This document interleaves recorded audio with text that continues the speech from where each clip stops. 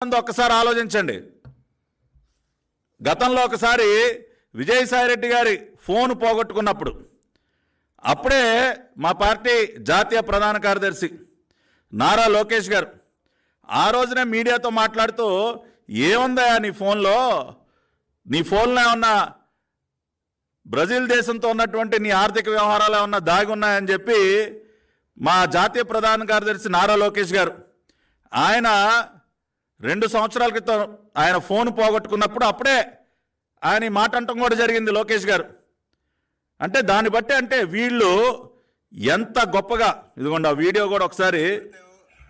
అంటే వైజాగ్లో ఉన్న రాసలీలలు బయటపడతాయో, లేదంటే బ్రెజిల్లో ఆయన కుటుంబ సభ్యులు చేస్తున్న అవినీతులు బయటపడతాయో, లేదంటే ఢిల్లీ.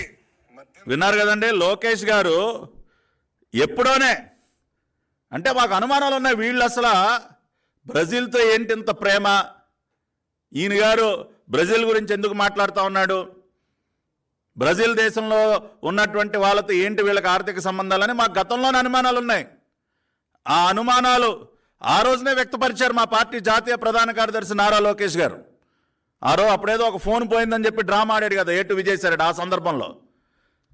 కాబట్టి ఇవాళ బ్రెజిల్ దేశపు మూలాలు, దేనికి బ్రెజిల్ అంటే అంత ప్రేమ, దేనికి ఈ రకంగా బ్రెజిల్ మీద ప్రేమ ఒలకపోస్తూ ఉన్నారు అన్నదానికి నిన్న దొరికింది సమాధానం.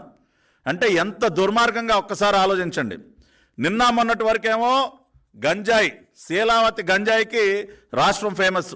మొన్నెప్పుడో ముంద్రా పోర్ట్లో 9,000 కోట్ల రూపాయల హెరాయిన్ పట్టువేత, గుజరాత్లో ముంద్రా పోర్ట్లో సీజ్ చేసిన డిఆర్ఐ, విజయవాడలో ఆషీ ట్రేడింగ్ పేరుతో దిగుమతి, ముఖ్యమంత్రి అధికార నివాసం తాడేపల్లి కొంపకి అతి దగ్గరలో ఉన్నటువంటి విజయవాడలో ఆషీ ట్రేడింగ్ కంపెనీ పేరుతో 9,000 కోట్ల రూపాయలు విలువైనటువంటి హెరాయిన్ 2021 సెప్టెంబర్లో ముంద్రా పోర్ట్లో దిగుమతి అయింది. గుర్తుంది కదండి మీకు. ఆ రోజునే అందరం కూడా ఆశ్చర్యపోయాం, ముంద్రా పోర్ట్లో హెరాయిన్ ఏంటి, విజయవాడలో ఉన్నటువంటి ఆషీ ట్రేడింగ్ కంపెనీ పేరుతో అది దిగుమతి అవటం ఏంటని చెప్పి. ఇవాళ మళ్ళీ Sandhya aqua exports, Konam Veerabhadra Rao, YCP నాయకుడైనటువంటి కోనం పూర్ణచంద్రరావు సోదరుడికి చెందినటువంటి కంపెనీ పేరుతో మళ్ళీ 25,000 కిలోల మత్తు పదార్థాలతో కూడినటువంటి ఈస్ట్ని బ్రెజిల్ నుంచి కూడా దిగుమతి చేశారు.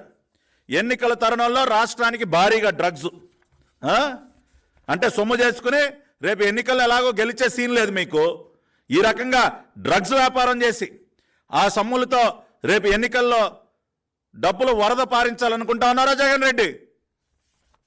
గంజాయిలో ఏపీ టాప్, ఎక్కువ మంది ఎక్కువ సరుకు దొరికింది మన రాష్ట్రంలోనే.